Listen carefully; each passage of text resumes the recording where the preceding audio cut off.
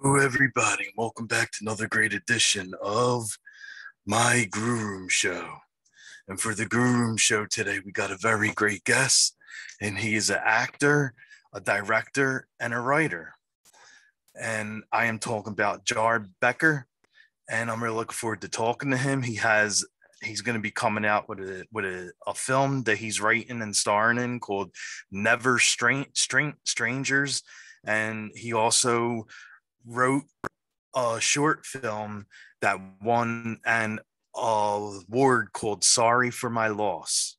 I am Rocco Cross. I am the host at Stutters. I am the host of the Grue Rume.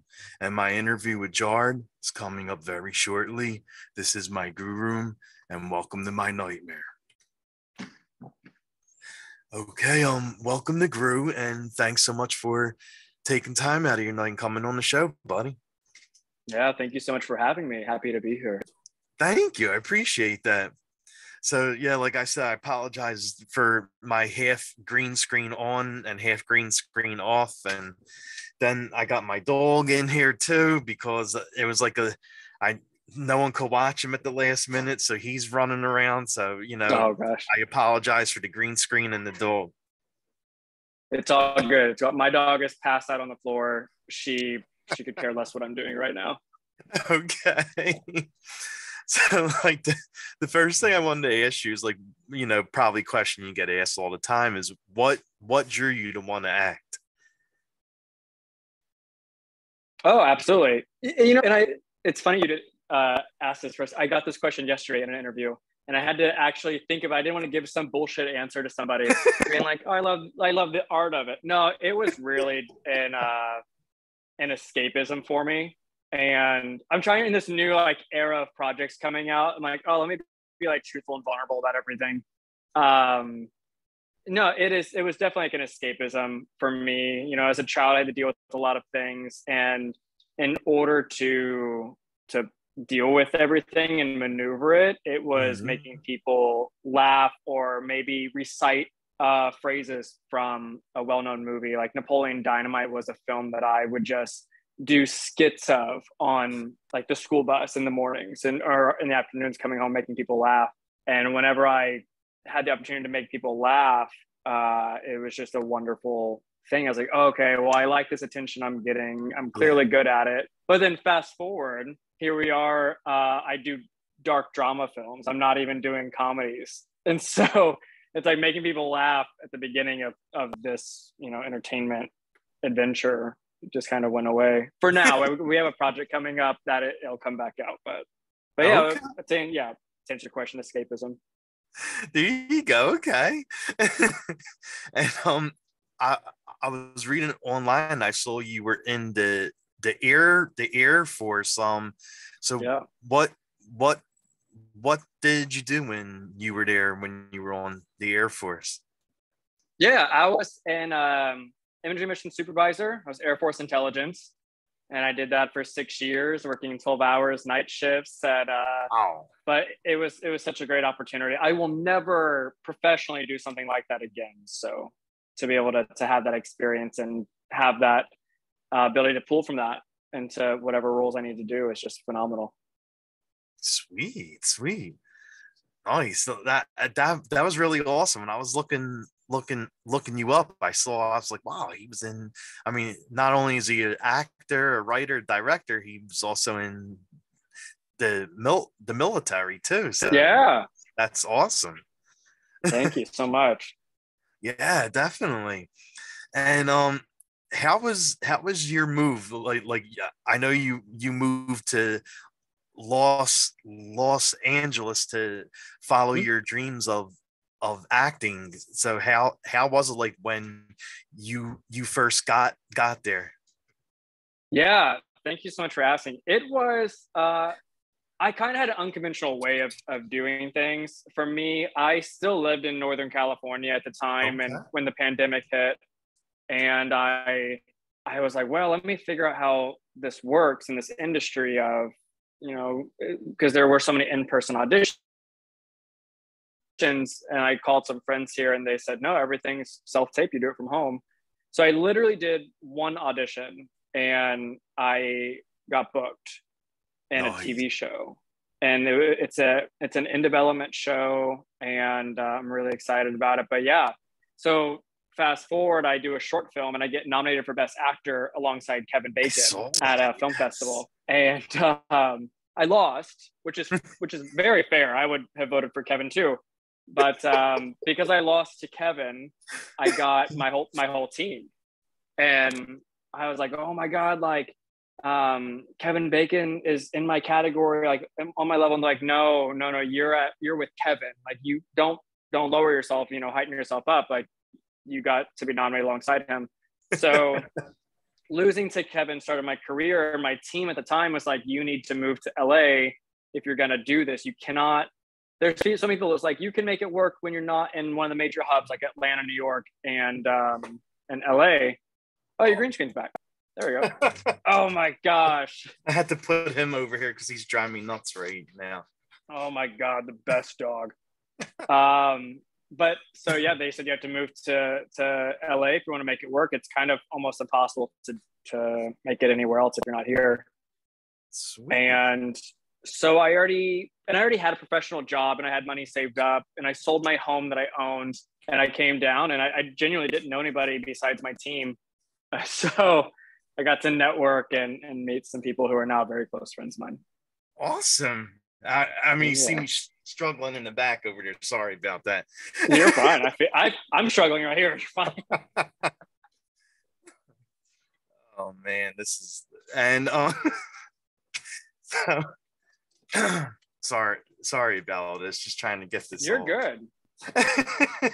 You are fine. And I also read like you were doing sports. Like I saw you did kickball and you swim, and Yeah. so like what kind of sports do you currently play or watch on television? Yeah. So I grew up playing basketball. My older brother Blake is just a phenomenal sports star. They did everything. I'm the youngest of four boys, and they were all just like natural athletes. And at the time, I wasn't, so I kind of struggled. And it was very funny growing up in school because they'd be like, "Oh, Blake's little brother Jared is going to join the team. Like we're set." And I was like, "Oh, surprise!" and, but I still played. I still enjoyed it, and looking back, I'm grateful. But yeah, so I did those sports. So growing up, I still love to watch basketball. I think I'm a late bloomer as far as like hand-eye coordination. So Okay. when I got the opportunity to go play kickball, I was like, oh man, I'm really good at like doing this. And then I moved to dodgeball. I got the invite there, and so I was doing that for about a year and a half now. And so I just took a break. I was like, oh man, I need to. I'm leaving this fall to go film, so I won't be there to play the games. But yeah, on TV, I still like to watch basketball. I just went to my first Dodgers game not too long ago, so that was a blast. I'm going to go again, and so it's a good time. Nice, man. Nice. And so what was like the very first? I saw you did a lot of short films. Like what was the very first short film you ever got involved with? Mm, what was it? I played there was a really wonderful short film called Reset that I have not seen to this day, but I got to play a valet in this project. And initially the character had so silly, had no lines. It was just background. And I emailed the director and the casting lady, and I was like, hey, you don't have to pay me, but can I please have some kind of speaking role? Yeah. Something. So I'm just getting started. I need to create a demo reel. Because everything I did previously in my life I can't use because it's so old. And so your reel has to be comprised of things from like the previous year that you've done. And so I kind of like begged. I was like, please, like again, you don't have to pay me. I just want to be a part of this. And they let me come in and they let me improvise my lines. And it was such a blast to be able to do it, getting back into it. But yeah, I haven't seen that project, so I don't know, how my scenes turned out. Okay. And what inspired you to write sorry for my loss? Oh yeah. Okay. So I will never say the real reason. Because my rule of thumb as a writer is that I don't want to take away the viewer's experience, to be able to make it their own. But Yeah. what I will say that it was a lot of inspiration was drawn from relationships that were either could have been my own, a lot of my friends and how they perceived a relationship or how I perceived their relationship. And I really had this idea because I was writing the feature film Anti-Bachelorette, and I Mhm. thought to myself, oh man, you know, like a heartfelt moment. And this line popped in my head of when I'm dancing, when I'm with you, I feel like I'm in heaven. And then the response to that was, but when I'm with you, I feel like I'm dancing with the devil. And it really played into this like both sides of the same coin. Like how interesting is that? Like you are entangled, you are dancing in a ballroom in front of all of your peers and seeming this perfect life. And again, like I have this fascination artistically of like bodies when they're intertwined and Yeah. how romantic that is. And for someone to be like, oh my God, like you are the love of my life. Like when I'm with you, I just cloud nine, couldn't be better. But this other person is just like, hey, no, like I need out of this so bad. So that line popped in my mind and I put it in my back pocket and I couldn't get it out of my head. So I stopped writing the feature film that was gonna one of the biggest movies that I have done, to write a short film based on this one line. And so yeah, but it's really about mental health and two sides of the same coin of you're struggling, someone else is not, and communication is the big bad. Okay. All right. Sorry, it was a mouthful. No, it's all good. And like you said, for this short film, this is the film that you were up for, like for best short, right? Yeah, we were up for a lot of awards like that. It took me by surprise by how many awards this was up for, and it won a ton. Exactly. I saw that. Like, how Yeah. did it feel to win like best short film like more than once? I'm not gonna lie to you, it felt really great. Of And course. not like in a narcissistic way. I'm like, that's awesome. I'm great. No, like that whole cast and crew, they were just phenomenal and gave it their all every single day. I just like I you can't make a movie without the crew Yeah, of because course. they made it so acceptable to be vulnerable on set. And Dieudonne Smoquet was our wonderful, brilliant director on this. And just, God, I don't know, anytime, like I had a panic attack on set the first day. And because we had like, I think 50 extras all throughout in the scene. And Oh they're wow. watching, it's like the big point, the breaking point in the film. And I have to do this in front of so many people, and I've done this stuff before, but like that was first time it was my scene that I wrote that I had to do and make it very vulnerable. So I was freaking out, and the crew and the director was like, "You are fine, like you got this." Um, and yeah, so being able to win best short, you know, best drama, best film, whatever, it it just I give it to the cast and crew because they made it possible to do it. But it felt amazing. Okay. Well, I'm sure it does. Like, you're winning an award for something that you worked very hard on, and when Yeah. you get when you win something like that, you're like, wow, this this feels good. Like, I put my blood, sweat, and tears Yeah. into this, and now I'm being awarded for it, rewarded for it. Yeah. It was I remember and I told the story yesterday, but I got because I executive produced that film. when I got emails of like award notifications and when you win something, but it doesn't tell you in the email. It just says like, if it's one like a smaller festival or something, you'll get a blanket email. It's like, hey, your project won X amount of awards. And in my mind, I was like, oh, okay, Claire won another award for Best Actress. Yeah. And because I'd been nominated prior, but I never won. And I opened it up and I saw that I won Best Actor. And I was like, oh, fuck, like, oh my God. And I like was brushing my teeth and I had one of those moments where I was like, it's me. And I dropped my toothbrush and it went everywhere. But it was just it was a moment to remember. So. Oh my God, that's so awesome.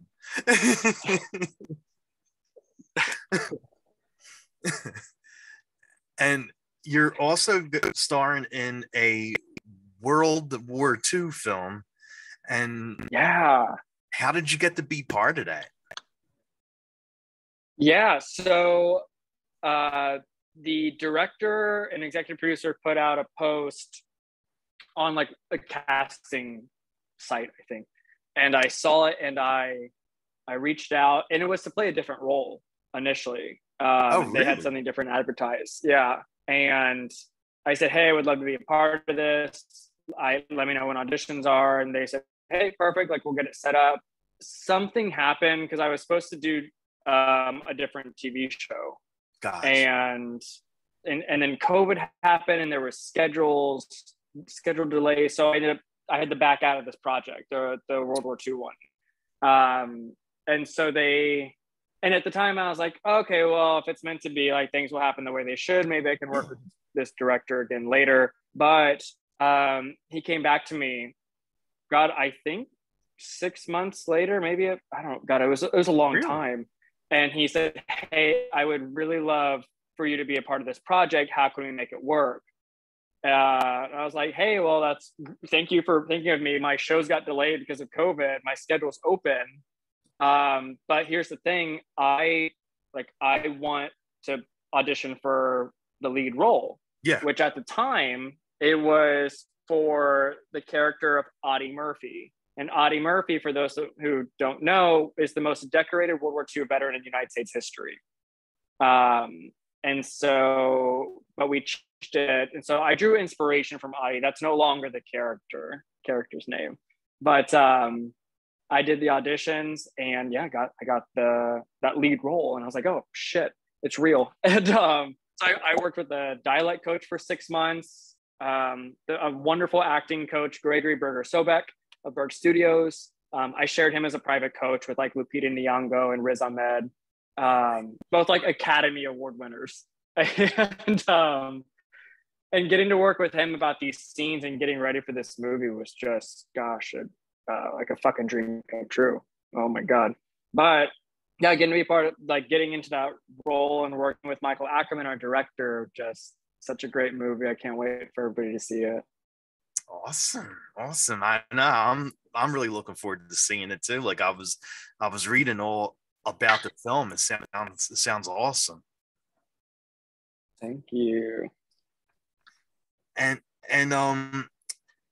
how did you prepare for this role? Like I know you've been in the military, like, and did you also have to like look up World War II, like read about it, watch different movies or shows about it? Like, yeah, it was a lot of preparation because the inspiration for it was a real life individual. So I had to, and I also pulled inspiration from some of my previous sergeants as well. Mm-hmm. I don't want to say his name because I don't want people who watch this to be like, look him up because he likes his privacy.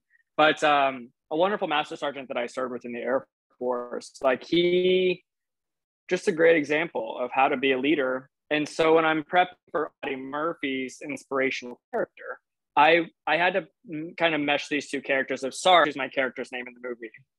Yeah. Okay, well, here's Sarge in his world. Here's Jared, I had to mesh them. And it's like, okay, well, I've been in this situation before, but it's different because it's World War II and you're 19-ish years old in the middle of Italy in 1943.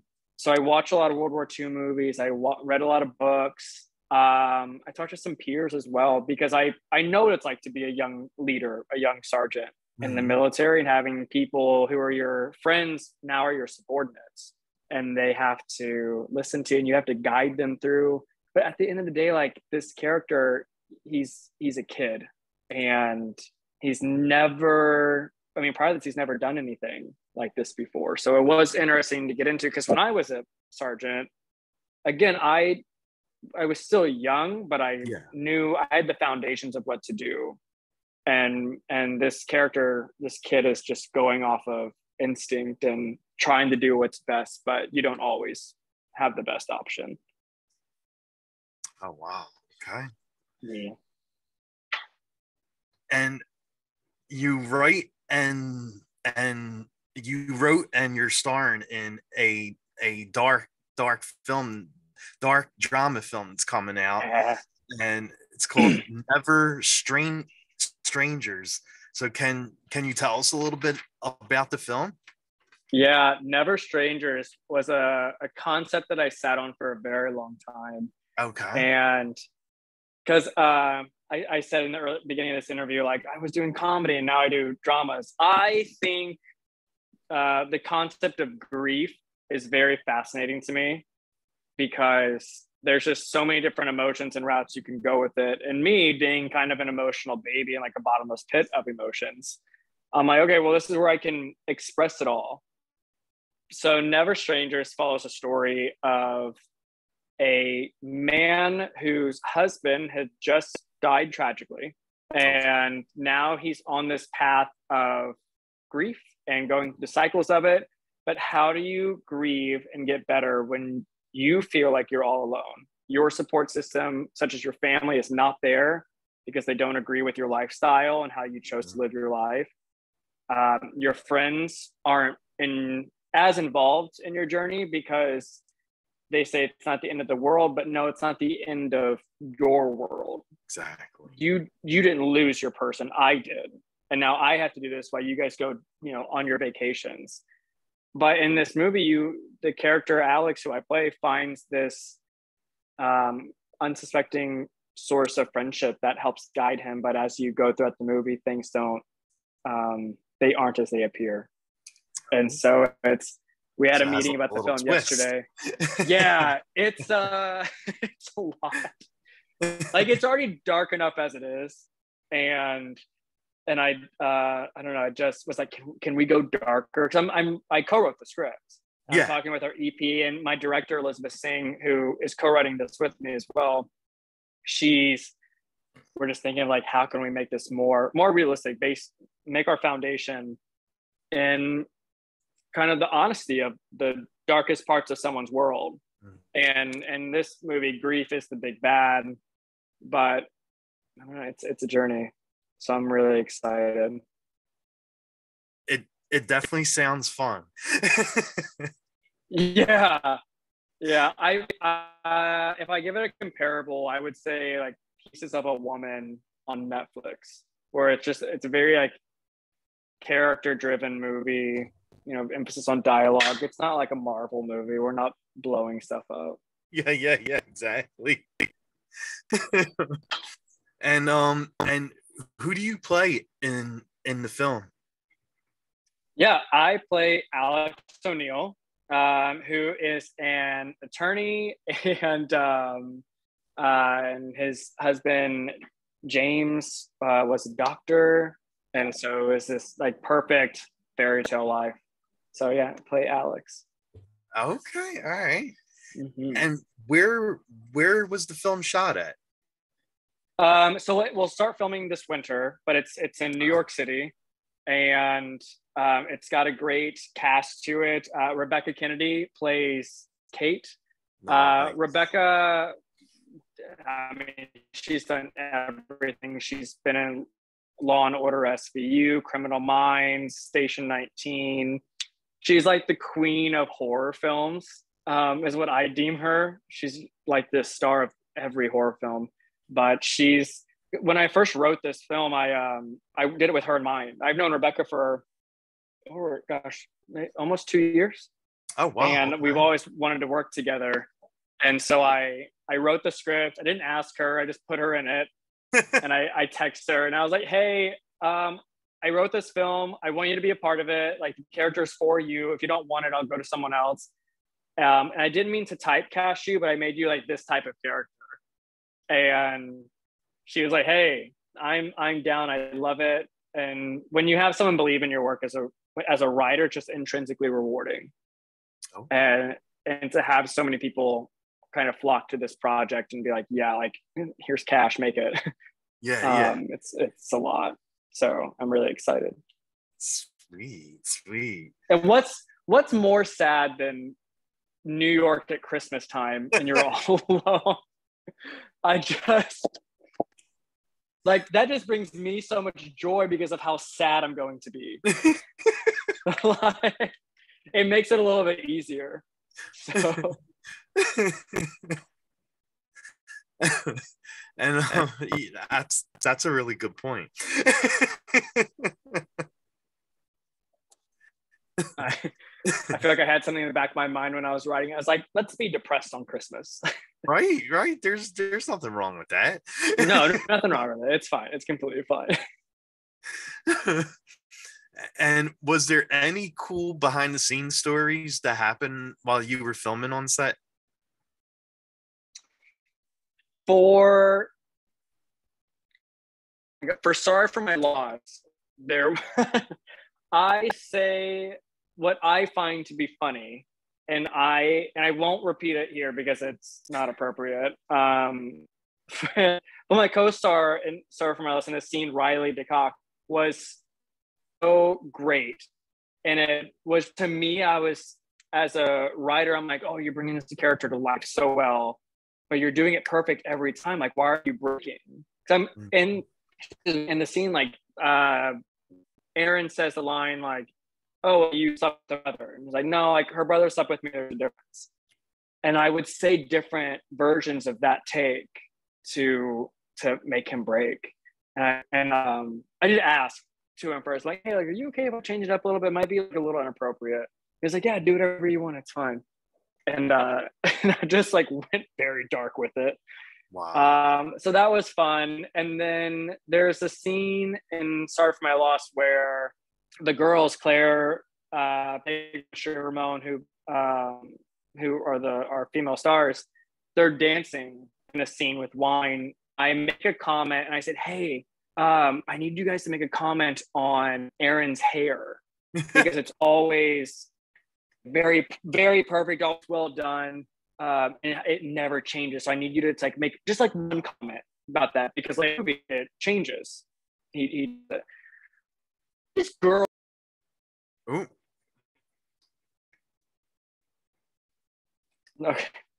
Okay, there we go. So these girls, they just like ripped into me for this scene. They just kept going like, oh my God, his hair is so stupid. He looks like a Ken doll. Everything's the same. And meanwhile, I'm trying not to internalize it because every day, like I was filming in every meeting, because I had these roles that required the same haircut. And I was like, man, they're like really giving it to me. And afterwards they cut and I was like, hey, like we're fine. You don't have to go that deep. And last day of film, no, I think it was the first day, just like a lot of goofing around and karaoke on set. Oh, and nice. We did go when we wrapped filming. We did go to a bar in Sacramento, California. That's where we filmed. And it was such a good time. Getting to like let loose and have a few drinks was a blast. And I can already tell with Never Strangers and Anti-Bachelorette, which is the next film. It's like such great cast. Like I'm ready for some behind the scenes stories to happen. There you go. And because I feel like it just brings you closer. Like Rebecca and I already clicked so well, and starring in the movie, I'm like, oh my gosh, it's too much. Now, since you brought up karaoke, I have to ask, what is your go-to song? Oh yeah. So okay. Um my go-to is Before He Cheats by Carrie Underwood. All right. And Okay. here's why. And I have some friends that were a part of a very popular TV show, and I was talking to them, and I was like, "Oh, like karaoke? Do you guys like to go out?" And like, no, we were professional karaoke singers for like 7 years. Like when we go out, we just want to have fun, but we don't do it. So, and I was like, Yeah. "Oh, when I go karaoke, like I go as an entertainer. Like I get the crowd going, Oh, and nice. so I pick songs that are well known, like Before He Cheats, or like love songs."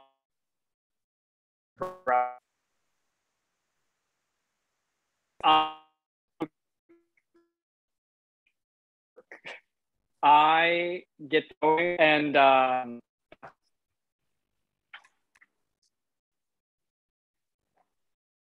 are you still there? Sorry, Yeah, did it yeah, cut? it's all right. Do you want me to take it back?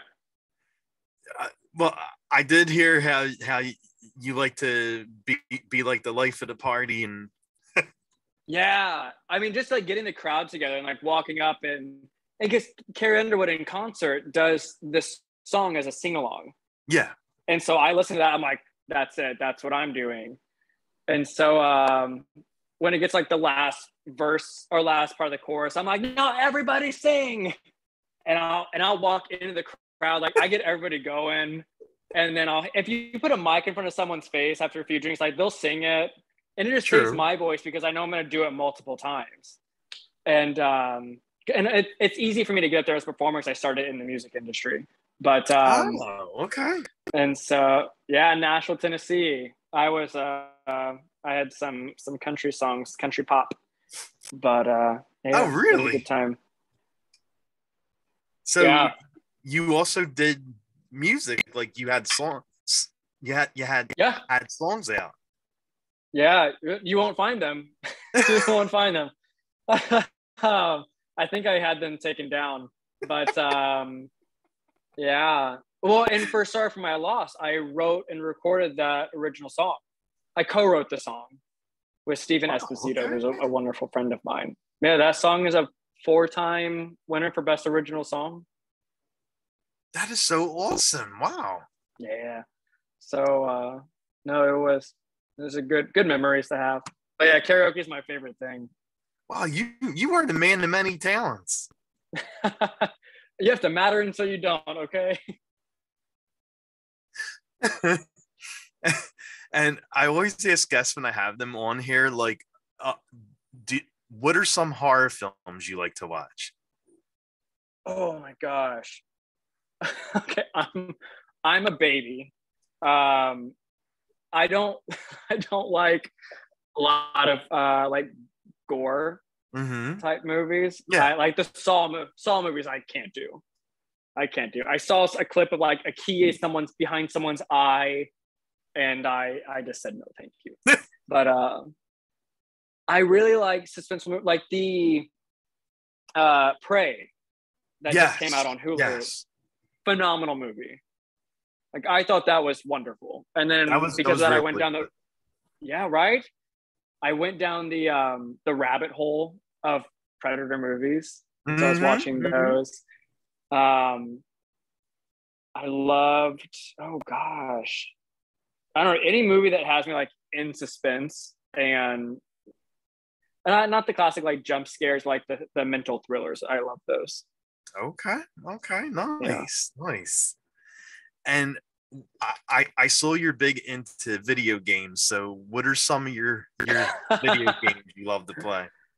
Yeah, so I've been doing when I was playing, because here's my thing. I don't know about you. I'm sure every other like gamer out there. I get really addicted to the games, and Oh so yeah, that will of become course. my obsession. So when I go through those phases, it was like Skyrim or Oblivion, Call of Duty, Modern Mm-hmm. Warfare 3. And actually, Call of Duty is kind of what convinced me to join the military. Really? Yeah, because I was doing stuff and I was like, oh man, like this is a lot of fun. I feel like I could do this. And then I, made it happen. But didn't do like that stuff. Well, yeah. But a big one of mine. And if I say the game title, it gives it away of what I'm doing. So I can't say it, but it's a really fun virtual reality game, kind of like a medieval times. And Nice. I just got the go ahead from the owners and the production company of that game to make it a film adaptation or a TV series with whatever we work out. Oh, But wow. I get to create it and write the story and the scripts and be a part of it. So, which is a great thing because I love the game. It's a good time. Sweet, sweet. That is Yeah, so. That's really cool. I love it. yeah. I feel like this is what Henry Cavill must have felt like when doing The Witcher because he loved that game. And then when they were making it a game, he was like, I have to be part of it. For me, it was I was playing this game every day, and I just Yeah. reached out to the team. I was like, hey guys, I have a vision for a storyline and a movie. Like, can we talk? And I met with them and I pitched it, and they loved it. And yeah, I'm just super super excited to get started on that. Wow. Nice, Yeah. nice. And dude, stop. And what kind of music do you like listening to? I know you love doing your karaoke. So what's on your playlist of songs? Ooh, my playlist. Oh God. Beyonce's new album because it's Beyonce and I live in LA and it's everywhere. And then oh my God. Fuck, I don't know. Like Taylor Swift is on there, of course. I love her.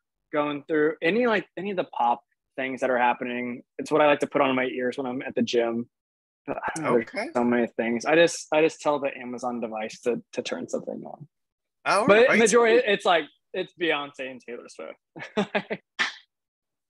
Nice. Hey, you can't ever go wrong with with them too. Like they You always have can't. hits and their music is excellent. So you can never It's go always wrong there. listening to them. Very true. Very true. And I know like you were just saying, I know you like going to the gym, working out, and you probably eat right too. So do you have a cheat food that you like to eat? Yeah, I love pizza. Yes, I pizza. love that too. Um, God, right. So that's a cheat food. I think with any chicken wings, I love fried chicken. It's my favorite. I will never turn down fried chicken. And No. like thinking about it now, I should get that for dinner. But no, that's just yeah, fried chicken and pizza. That's my cheat food. Good Okay. stuff. What about you? What about you? What's your cheat food? Actually, is it's pizza. I love that. Like I could literally eat that every single day. Good answer. That's a good answer. But do you like pineapple on pizza? Are you one of those? Nah, I'm not one of the pineapple ones. Um, that's fair. That's fair. Neither am I because I've never tried it. So I have nothing against people Okay. who do it. But gosh, I'm so hungry now. It's good. And I have to brush his teeth. His breath is. Whew. Oh my god, it's a cute dog. Mine's Yeah. still passed out. And I'm I'm gonna ask this: like, where can fans follow you at? Like, what's your social media, and if you have a website? Yeah, yeah. Social media, so Instagram, Twitter, Facebook. It's all Jared Becker 93. And then the website is jaredbeckerofficial.com. There. And that's where all the updates for these films are going to happen and then premieres, and it's all there. Sweet. Okay. Well, I want to thank you so much for. Oh. Hello. I was just gonna end it saying I want to thank you so much for taking time out and coming on the show, and definitely have a great night and great rest of the week. Thank you so much. Thanks for having me, and I hope you have a good rest of your night as well. Thank you, buddy. I appreciate that. Of course. All right. Take it easy. All right, man. You too. Okay.